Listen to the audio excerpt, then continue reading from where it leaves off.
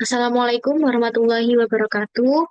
Yang terhormat Ibu Erni Puspanandasari Putri, selaku dosen pengampu mata kuliah analisis produktivitas. Saya di sini ingin mempresentasikan hasil tugas UAS mengenai pengukuran produktivitas menggunakan metode OMAX atau Objective Matrix. Sebelumnya, saya Adinda Putri Mayangsari dengan NBI 14122001118, absen 17.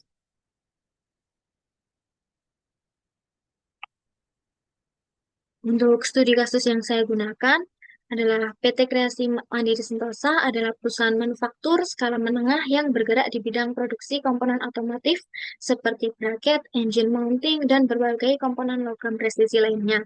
Didirikan pada tahun 2011, perusahaan ini berlokasi di Jalan Raya Industri No. 88, Bekasi, Jawa Barat. Dalam operasionalnya, PT Kreasi Mandiri Sentosa sangat menekankan efisiensi penggunaan sumber daya untuk menjaga daya saing dan meningkatkan produktivitas. Dalam upaya meningkatkan daya saing dan efisiensi operasional, PT Kreasi Mandiri Sentosa berupaya melakukan pengukuran produktivitas secara berkala. Salah satu metode yang digunakan adalah metode OMAX atau Objective Matrix, yang bertujuan untuk mengidentifikasi area kerja yang membutuhkan peningkatan, mengevaluasi pemanfaatan sumber daya seperti tenaga kerja dan bahan baku, serta menyusun strategi perbaikan berkelanjutan secara objektif dan terstruktur. Metode OMAX atau Objective Matrix adalah metode pengukuran kinerja yang mengevaluasi beberapa kriteria produktivitas dengan bobot untuk mendapatkan indeks produktivitas keseluruhan. Metode OMAX menggabungkan kriteria-kriteria produktivitas ke dalam bentuk yang terpadu dan berhubungan satu dengan yang lain. Kelebihan metode OMAX adalah pengukuran produktivitas perusahaan adalah relatif sederhana dan mudah dipahami, mudah dilaksanakan, dan tidak memerlukan keahlian khusus dan datanya mudah didapat. Tahapan-tahapan pengukuran produktivitas dengan metode OMAX adalah sebagai berikut. Yang pertama, menentukan tujuan pengukuran. Yang kedua, menentukan kriteria pengukuran dan data-data. Yang ketiga, perhitungan rasio performance setiap kriteria pengukuran.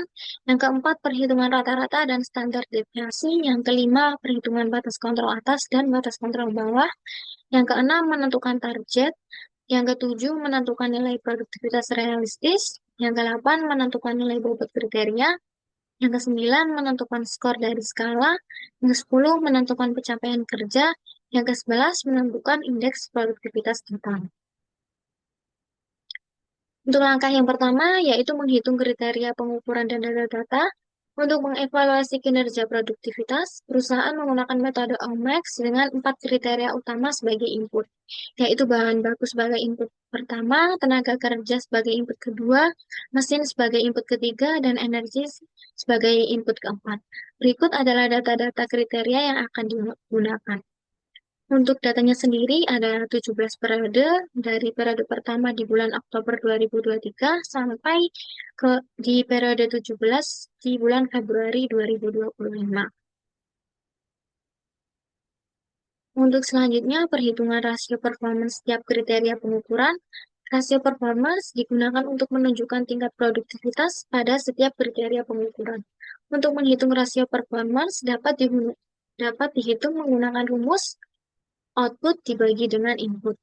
Seperti contoh pada periode pertama, yakni bulan Oktober 2023, untuk kriteria 1, rasio performanya sebesar 3,27, sehingga diperoleh total rasio performance pada kriteria 1 sebesar 88,56. Pada kriteria 2, rasio performance pada bulan Oktober 2023 sebesar 376,65, sehingga diperoleh total sebesar 5.703,18 dan dihitung dengan cara yang sama hingga kriteria 3 dan kriteria 4. Selanjutnya, perhitungan rata-rata dan standar deviasi. Untuk menghitung nilai rata-rata dan standar deviasi setiap kriteria menggunakan rumus seperti di bawah ini. Seperti pada contoh, pada periode Oktober 2023, diperoleh nilai rata-rata kriteria 1 sebesar 5,21 dan standar deviasi sebesar 1,61. Sedangkan untuk kriteria 2 diperoleh rata-rata sebesar 335,48 dan standar deviasi sebesar 29,56. Untuk kriteria ketiga diperoleh rata-rata sebesar 430,27 dan standar deviasi sebesar 37,12. Untuk kriteria terakhir yakni kriteria 4 diperoleh rata-rata sebesar 440,18 dan standar deviasi sebesar 32,33. Selanjutnya perhitungan BKA atau batas kontrol atas dan BKB atau batas kontrol bawah. Untuk menghitung BKA dan BKB, sebelumnya harus menghitung degree of accuracy dengan menggunakan rumus standar deviasi dibagi dengan rata-rata. Setelah itu, menghitung confidence level menggunakan rumus 1 dikurangi dengan nilai degree of accuracy, di mana jika nilai confidence level terletak pada di antara 0 kurang dari 0,68, maka K adalah sama dengan 1. Jika nilai confidence level terletak pada 0,68 kurang dari 0,95, maka K sama dengan 2. Jika nilai confidence level terletak pada 0,95 kurang dari 0,99, maka K sama dengan 3. Untuk rumus perhitungan batas kontrol bawah, menggunakan rumus rata-rata dikurangi dengan K dikali dengan standar deviasi. Apabila untuk menghitung BKA, menggunakan rumus rata-rata ditambah dengan K dikali dengan standar deviasi. Pada kriteria 1 diperoleh degree of accuracy-nya sebesar 0,31 dan diperoleh nilai confidence level-nya sebesar 0,69 sehingga nilai K bernilai sama dengan 2. Untuk nilai BKA pada kriteria 1 sebesar 8,43 dan untuk BKB pada kriteria 1 sebesar 1,98. Dihitung menggunakan rumus yang sama hingga kriteria 2, 3, dan 4. Selanjutnya ada penentuan target. Yang pertama, menentukan target sasaran akhir dengan skor 10. Nilai dari skor 10 adalah batas kontrol atas yang merupakan batas produktivitas maksimum pada setiap kriteria produktivitas. Yang kedua, menentukan sasaran jangka pendek, skor 3. Nilai pada skor 3 menunjukkan nilai produktivitas yang telah dicapai selama ini. Nilai pada skor 3 adalah nilai rata-rata setiap kriteria yang diukur selama 17 bulan. Yang ketiga, menentukan nilai produktivitas terendah, skor 0. Nilai pada skor 0 ini merupakan nilai BKB yang merupakan batas produktivitas minimum pada setiap kriteria produktivitas. Untuk target sasaran akhir skor 10 ini merupakan nilai BKA untuk kriteria 1 sebesar 843, kriteria 2 489,39, kriteria 3 504,51, kriteria 4 504,84. Untuk sasaran jangka pendek skor 3 adalah nilai rata-rata untuk kriteria 1 5,21, kriteria 2 430,27, kriteria 3 430,27, kriteria 4 440,18. Untuk target sasaran nilai produktivitas terendah adalah nilai BKB, yaitu kriteria 1 sebesar 1,98, kriteria 2 sebesar 371,15, kriteria 3 356,03, kriteria 4 375,52. Selanjutnya adalah menentukan nilai produktivitas realistis. Nilai produktivitas realistis merupakan nilai yang mungkin dicapai sebelum sasaran akhir, yaitu skor 1-2 dan skor 4 dengan 9. Skor-skor tersebut diinterpolasi dengan rumus bagi berikut. Untuk interval 0-3, skor 3 dikurangi dengan skor 0 sehingga sama dengan 3. Untuk BKA dikurangi BKB sama dengan 3. Untuk interval 3 sampai dengan 10, sama dengan skor 10 dikurangi skor 3 sama dengan 7 sehingga nilai BKA dikurangi dengan nilai BKB adalah sama dengan 7. Untuk interval 0 sampai dengan 3, kriteria 1 sebesar 2,15, untuk kriteria 2, 39,41, untuk kriteria 3, 49,49, untuk kriteria 4, 43,11. Untuk interval 3 sampai dengan 10, kriteria 1 sebesar 0,92, untuk kriteria 2 sebesar 16,89, untuk kriteria 3, 21,21, untuk kriteria 4, 18,47. Selanjutnya adalah menentukan nilai bobot kriteria. Penentuan bobot setiap kriteria dilakukan dengan membandingkan tingkat kepentingan antara kriteria guna menentukan prioritas utama di mana satu kriteria dianggap lebih penting dibandingkan kriteria lainnya. Menggunakan skala prioritas kriteria seperti di bawah ini. Untuk nilai satu, tingkat prioritasnya adalah kriteria satu sama pentingnya dibanding dengan kriteria 2. Untuk nilai 3, kriteria satu sedikit lebih penting dibanding dengan kriteria 2. Untuk nilai 5, kriteria satu lebih penting dibanding dengan kriteria 2. Untuk nilai 7, kriteria satu sangat penting dibanding dengan kriteria 2. Untuk nilai 9, kriteria satu jauh lebih penting dibanding dengan kriteria 2. Untuk nilai 2, 4, 6, 8 adalah kriteria nilai tengah-tengah. Selanjutnya, kita membuat matriks perbandingan berpasangan antara kriteria 1, 2, 3, dan 4. Nah, kemudian matriks perbandingan tersebut diubah menggunakan desimal.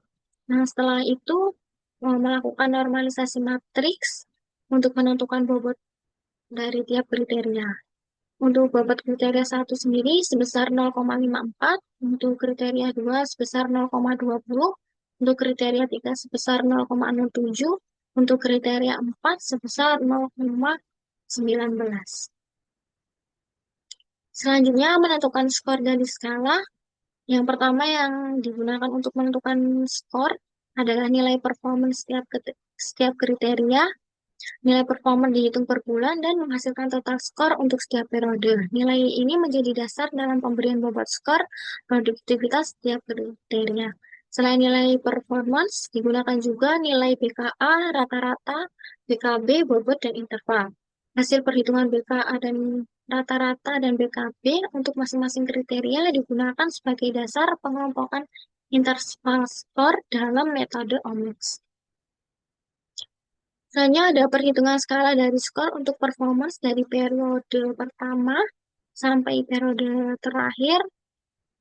Nah, untuk interval 3 sampai 10 sendiri dihitung untuk menghitung nilai pada batas kontrol atas. Sedangkan untuk interval 0,3 dihitung untuk nilai average. Ada diketahui sebagai contoh pada kriteria 1 di tabel periode Oktober 2003 bahwa BKA kriteria 1 sebesar 8,43 sehingga dikurangi dengan nilai interval 3 sampai 10 pada kriteria 1 sebesar 0,92 dan menghasilkan nilai 7,51. Kemudian bawahnya 7,51 dikurangi dengan nilai interval 3 sampai 10 pada kriteria 1 sebesar 6,59 hingga menghasilkan 2,91. Nah, untuk nilai average pada kriteria 1 sebesar 5,21 dikurangi dengan nilai interval 0 sampai 3, yakni sebesar 2,15 dan menghasilkan nilai 3,06 dihitung dengan cara yang sama hingga kriteria 2, 3, dan 4. Diperoleh bahwa skor pada kriteria 1 adalah sebesar 5, skor pada kriteria 2 sebesar 4, skor pada kriteria 3 sebesar 9, skor pada kriteria 4 sebesar 8. Nah, untuk bobot sendiri diperoleh dari perhitungan sebelumnya, dan untuk menghitung value pada tiap kriteria, menggunakan rumus nilai skor dikali dengan bobot. Sehingga diperoleh value pada kriteria 1 sebesar 2,70, pada kriteria 2 sebesar 0,81, pada kriteria 3 sebesar 0,60, pada kriteria 4 sebesar 1,53. Sehingga total value pada periode Oktober 2023 adalah sebesar 5,64. Untuk menghitung periode-periode selanjutnya, menggunakan rumus yang sama. Selanjutnya adalah menentukan pencapaian kerja. Nilai pencapaian kerja diperoleh dari total value yang dihitung sebelumnya. Dari periode 1 sampai 17, untuk pencapaian kerja pada bulan November sebesar 2,93, mengalami peningkatan di bulan Desember 2023 sebesar 4,36. Selanjutnya ada peningkatan pencapaian kerja pada bulan Desember 2023 yang awalnya 4,36 dan pada bulan Januari 2024 naik menjadi 6,25. Dan terjadi lagi kenaikan pencapaian kerja pada bulan Mei 2024 yang awalnya 5,03 dan pada bulan Juni naik menjadi 7,72. Dan terjadi pada bulan November 2024 yang awalnya 5,57 naik pada bulan Desember 2024 menjadi 6,990. Dari nilai pencapaian pekerja tersebut, dibuatlah grafik pencapaian kerja. Berdasarkan grafik pencapaian kerja di atas, di beberapa periode terjadi penurunan kinerja, tetapi kemudian meningkat lagi seperti di periode November 2023 ke Desember 2023. Selanjutnya ada di periode Desember 2023 ke Januari 2024. Selanjutnya ada di periode Mei 2024 ke Juni 2024. Kemudian ada di periode November 2024 ke periode Desember 2024. Dan yang terakhir terjadi pada periode Januari 2025 ke Februari 2025. Selanjutnya adalah menentukan indeks produktivitas total. Untuk menentukan indeks produktivitas total menggunakan rumus indikator performance saat ini dikurangi indikator performance periode sebelumnya dibagi dengan indikator performance periode sebelumnya. Sehingga menggunakan rumus di atas diperoleh hasil perhitungan indeks produktivitas seperti pada tabel di bawah ini. Untuk indikator performance saat ini bulan Desember sebesar 4,36 dan indikator performance periode sebelumnya November 2023 sebesar 2,93 diperoleh indeks produktivitas sebesar 0,49. Sehingga performance indikator di Desember 2023 adalah 0,49. Untuk indikator performance saat ini bulan Januari 2024 sebesar 6,25 dan indikator performance periode sebelumnya bulan Desember 2023 sebesar 4,36 diperoleh indeks produktivitas sebesar 0,43. Untuk indikator performance saat ini Juni 2024 bernilai 7,72 dan indikator performance periode sebelumnya di bulan Mei 2024 sebesar 5,63 sehingga indeks produktivitas sebesar 0,54. Untuk indikator performance saat ini Desember 2024 sebesar 6,90 dan indikator performance periode sebelumnya di bulan November 2024 sebesar 5,54 diperoleh indeks produktivitas sebesar 0,24. Untuk indikator performance saat ini di bulan Februari 2025 sebesar 6,78 dan indikator performansi periode sebelumnya di bulan Januari 2025 sebesar 5,24 sehingga diperoleh nilai indeks produktivitas sebesar 0,29.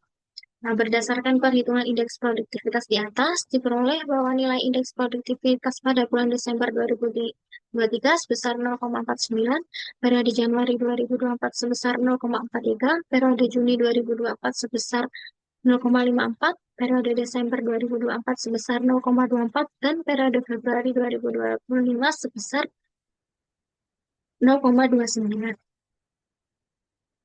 Kesimpulannya, PT Kreasi Mandiri Sentosa menggunakan metode objektif matrix untuk mengukur produktivitas secara objektif dengan 4 kriteria utama, yakni bahan baku, tenaga kerja, mesin, dan energi. Metode ini menghasilkan indeks produktivitas keseluruhan berdasarkan rasio kinerja yang diberi bobot sesuai prioritasnya. Berdasarkan hasil pengukuran dari periode Oktober 2023 hingga Februari 2025, menunjukkan adanya fluktuasi produktivitas dengan tren peningkatan pada beberapa bulan yang mencerminkan efektivitas perbaikan. Batas kontrol atas dan batas kontrol bawah membantu menetapkan target produktivitas yang realistis. Secara keseluruhan, metode OMAX terbukti efektif dalam memantau dan mengevaluasi produktivitas, mengidentifikasi area yang perlu ditingkatkan, serta mendukung pengambilan keputusan untuk meningkatkan efisiensi dan daya saing perusahaan secara berkelanjutan. Sekian presentasi yang dapat saya sampaikan. Saya mohon maaf apabila ada salah kata. Sekian, wassalamualaikum warahmatullahi wabarakatuh.